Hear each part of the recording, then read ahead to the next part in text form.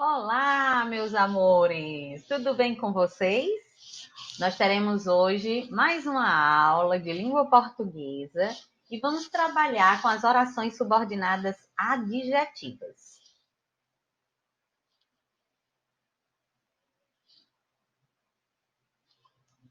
Vejam bem, vou tirar daqui, só um minutinho. Pronto. Então, orações subordinadas adjetivas. Nós já sabemos que essa palavra subordinada, ela recebe esse nome porque ela exerce uma função sintática em relação à oração principal, em relação a outra oração, né? O período tem que ser um período composto, ele tem que ter no mínimo duas orações, certo? A primeira oração vai ser a oração principal e a segunda oração vai ser a subordinada adjetiva. Então, vamos entender quando é que uma oração é subordinada adjetiva. Elas têm que possuir valor e função de adjetivo e vêm introduzidas pelo pronome relativo. Funciona da seguinte maneira. Por exemplo, aqui nós temos o leão, que é um animal selvagem, atacou o domador. Nesse período, nós temos dois verbos. Nós temos o verbo atacar e nós temos o verbo ser. Então, se nós temos dois verbos, nós temos duas orações. O verbo ser vai representar uma oração e o verbo atacar vai representar outra oração, certo? Então, aqui nós temos a primeira oração vai ser o leão atacou o domador. É a primeira oração. Que é um animal selvagem é a segunda oração. Observem que essa segunda oração ela é iniciada pela palavra que. Aqui, a palavra que ela pode ser trocada por o qual. Eu posso dizer o leão, o qual é um animal selvagem. Sempre que o que pode ser trocado por o qual, a qual, os quais e as quais, ele vai ser um pronome relativo. Eu tenho uma aula sobre o pronome relativo aqui no meu canal. Se você tiver dificuldade sobre isso, você pode procurá-la. É a primeira aula do canal, certo? Então, sempre que o que pode ser trocado por o qual, a qual, os quais e as quais, ele é um pronome relativo. E o pronome relativo, ele também substitui um termo antecedente. O que aqui substitui a palavra leão na segunda oração, que é um animal selvagem. O que vai ser um animal selvagem? O leão. E o que substitui a palavra leão nessa segunda oração, certo? Então, o pronome relativo, que, ele pode ser trocado por o qual, a qual, os quais e as quais. Ele substitui um termo antecedente, certo? Na oração em que ele se encontra. Por isso, ele é chamado de pronome relativo, certo? Aí, veja bem, toda vida que houver um pronome relativo na oração, essa oração vai ser subordinada adjetiva, certo? Os pronomes relativos são vários. Tem o que, o qual e suas variações, quem, cujo, onde, quando, como e quem, certo? E quanto. Então, são os pronomes relativos. As orações subordinadas adjetivas, elas se classificam em restritivas e explicativas. Aí vejam, as orações subordinadas adjetivas restritivas são aquelas que restringem ou delimitam o significado de seu antecedente e não são separadas por vírgula. Por que elas não são separadas por vírgula? Porque elas têm função sintática de adjunto adnominal. Toda oração adjetiva exerce sintaticamente a função de um adjunto adnominal. Por isso que ela restringe, ela delimita o significado do nome a que ela se refere. Restringir, delimitar, é você se referir a uma parte do grupo, é você determinar, é você especificar. Então, vejam bem, as pessoas que são racistas merecem ser punidas. Nós temos aqui o verbo ser, são, e temos uma locução verbal, né? Merece, aliás, e temos o verbo merecer e temos uma locução verbal, ser punidas, né? Então, aqui nós vamos ter 3 orações. A primeira oração vai ser as pessoas merecem, é uma oração. Ser punidas é outra oração. E que são racistas é a terceira oração. Certo? Então, nós temos o verbo ser, o verbo merecer e a locução verbal, ser punidas. Então, nós temos 3 orações.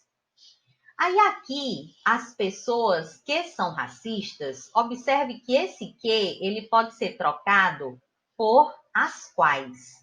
As pessoas as quais são racistas. Certo?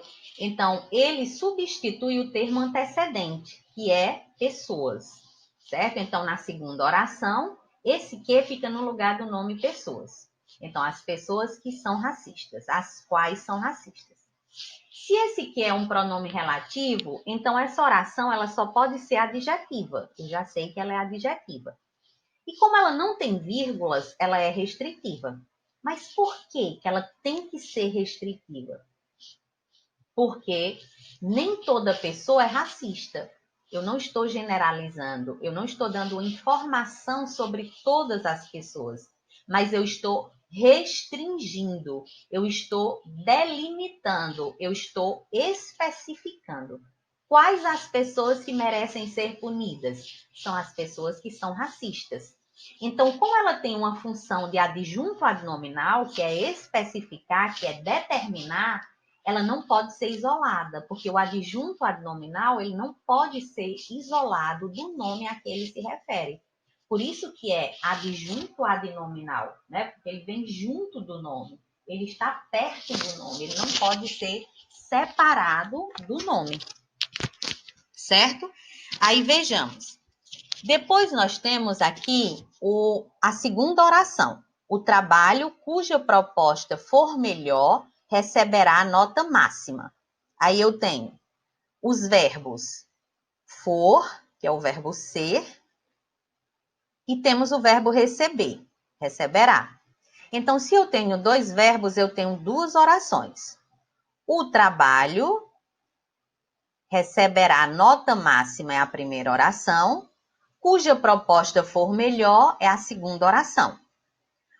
O pronome cuja sempre vai ser pronome relativo. Essa é a única função dele. Ele é um pronome relativo e, na maioria das vezes, ele indica posse, certo? Então, o pronome relativo cuja, ele tem uma particularidade. Ele substitui o termo antecedente, que é o trabalho, mas ele concorda com o nome que vem depois, que é proposta. Então, ele vai substituir o antecedente, mas ele vai concordar com o nome que o sucede, que vem depois dele. Então, aqui, você observe que ele substitui na segunda oração, quando eu digo a proposta do trabalho, né? Essa oração aqui, ou esse termo aqui do trabalho em relação à proposta, ele indica posse, a sua proposta, certo? A proposta dele, é a proposta do trabalho. Certo? Então, nesse caso, o cuja é pronome relativo sempre. Então, a oração é adjetiva. Como ela não tem vírgula, ela é restritiva. E ela tem que ser restritiva porque ela está delimitando, ela está restringindo. Ela não está se referindo a todos os trabalhos, mas ela está se referindo àquele trabalho específico. Certo? Então, é o trabalho em que a proposta for a melhor. Então, o trabalho que tiver a proposta melhor receberá nota máxima. Então, não é qualquer trabalho e nem são todos os trabalhos. Então, ele está restringindo, ele está especificando, ok? Depois, nós temos as orações subordinadas adjetivas explicativas. As adjetivas explicativas, elas têm valor de aposto explicativo. Por isso que ela recebe esse nome de explicativa, né? Porque ela tem o valor do aposto explicativo. Como ela tem valor de aposto, ela vai ser isolada, certo? Obrigatoriamente, ela vai ser isolada. Então, observem. Acrescentam informação acessória, ampliando ou esclarecendo um detalhe de um conceito que já se encontra definido. aparece sempre separada por vírgulas e pode ser retirada da frase sem que haja alteração do sentido da mesma. Então, vejam. O homem que se considera racional, muitas vezes age animalescamente. Nós temos aqui o verbo considerar, considera, e nós temos o verbo agir, age. Então, se eu tenho dois verbos, eu tenho duas orações. A primeira vai ser o homem, muitas vezes, age animalescamente. Vamos lembrar que aqui o que é um pronome relativo. Por quê? Porque ele pode ser trocado por o homem, o qual se considera racional. Ele substitui o termo antecedente, que é o homem, certo? Lembrando que a palavra que o pronome relativo substitui não pode fazer parte da oração adjetiva. Porque eu já disse, o pronome relativo, ele substitui um termo que está na oração anterior. Então, o nome que o pronome relativo substitui não faz parte da mesma oração que ele. Ele está substituindo um nome, esse nome em outra oração. Então, o que é um pronome relativo, ele pode ser trocado por o qual. Então, a oração obrigatoriamente vai ser adjetiva, só existe pronome relativo em orações adjetivas.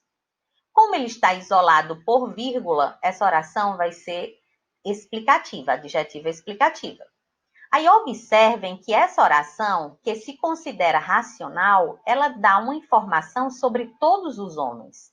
Cientificamente falando, todo homem, todo ser humano é um ser racional. Então, essa informação é uma informação que ela amplia ou esclarece um detalhe de um conceito que já se encontra definido. Então, todo mundo já sabe, cientificamente, que todo homem é um ser racional, certo? Então, ela vem aqui só para acrescentar uma informação. Por isso que ela é explicativa. Ela não tem a função de determinar, de especificar qual é o homem que age animalescamente. Não. Ela está se referindo a todos os homens, certo? Dando uma informação geral de todos os homens, ok? Então, nesse caso, ela tem que ser explicativa. Nessa outra, a professora Ana Luísa, cujo filho estuda na escola, faltou hoje. Nós temos o verbo estudar e nós temos o verbo faltar. Então, nós temos duas orações. A professora Ana Luísa faltou hoje, é a primeira. Cujo filho estuda na escola, é a segunda oração, certo? Deixa eu me apagar aqui. Então, cujo filho estuda na escola vai ser a segunda oração. Eu já disse a vocês que o cujo sempre vai ser um pronome relativo. Então, a oração, obrigatoriamente, ela é uma oração adjetiva. O cujo substitui o nome professora, né? A professora Ana Luísa, só que ele concorda com o filho, certo? Ele concorda com o nome que vem depois, que é filho, por isso que ficou no masculino, ok? E observe que o cujo, ele passa ideia de posse.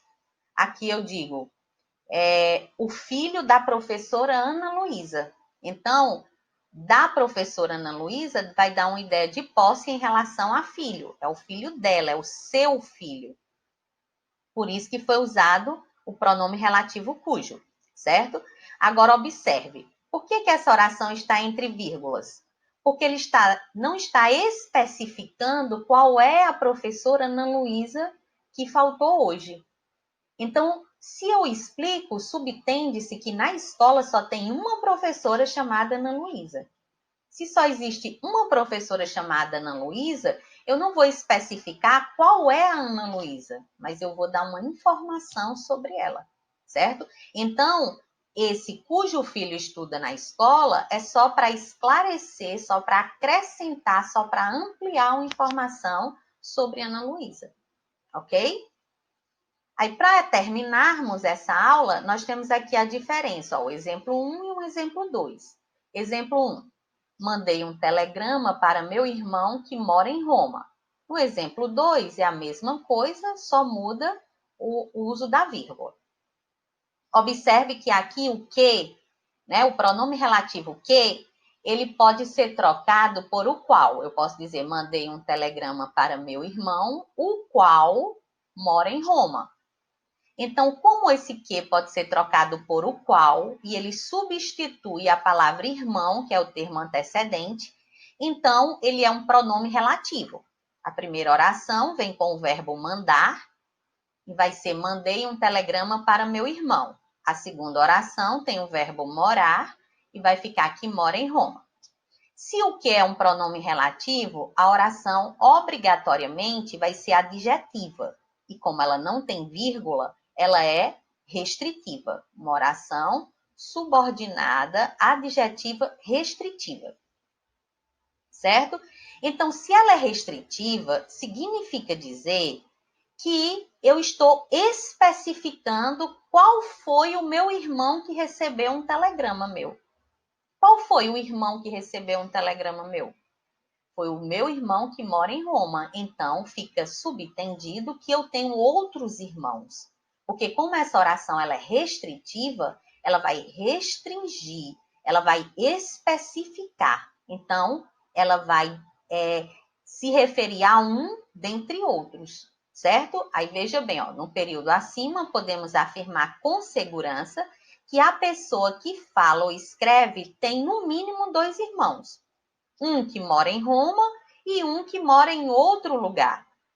A palavra irmão, no caso, precisa ter seu sentido limitado, ou seja, é preciso restringir seu universo. Certo? E aqui, quando eu digo mandei um telegrama para meu irmão que mora em Roma, né? A primeira oração, mandei um telegrama para meu irmão que mora em Roma, é a segunda oração. O que pode ser trocado por o qual. Mandei um telegrama para meu irmão, o qual mora em Roma. Então, é um pronome relativo e a oração é adjetiva. Como ela tem vírgula, ela vai ser explicativa, né? Toda vida que vem um pronome relativo, a oração é adjetiva. E toda vida que houver vírgula, ela é explicativa. Então, significa dizer que ela está dando uma informação sobre o único irmão que eu tenho. Então, é uma informação que, para quem já me conhece, ela é até desnecessária. Né? De certa forma, eu tiro e não vai alterar o sentido, porque você já sabe do irmão que eu estou falando, do único irmão que eu estou falando. Já na de cima, ela é importante, porque como eu tenho outros irmãos, você vai querer saber qual deles, para qual deles você mandou. Entendeu? E na de baixo, não. A de baixo eu só tenho um irmão, então você já sabe de quem eu estou falando, ok? Então, ela só serve para acrescentar algo, né? Para esclarecer, para deixar, para dar mais informações. Mas ela não é tão necessária quanto a de cima, ok? Então, vejam aqui o que é que fala, né? Nesse período, é possível afirmar com segurança que a pessoa que fala ou escreve tem apenas um irmão, o qual mora em Roma.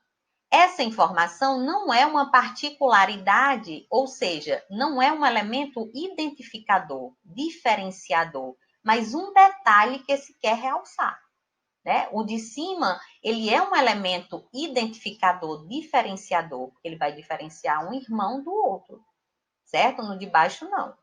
Então, as orações subordinadas adjetivas só são essas, né? Restritiva e explicativa, e existe apenas essa particularidade, que você tem que saber para na hora de pontuar, se você vai ter que usar vírgula ou não. Porque se você pontuar, você vai mudar o sentido da oração. Então, é muito importante, né, você verificar isso, porque um erro de vírgula na oração adjetiva, ela não é apenas um erro gramatical, ela também é um erro de coerência textual, certo? Ela vai mudar o sentido da oração, ok?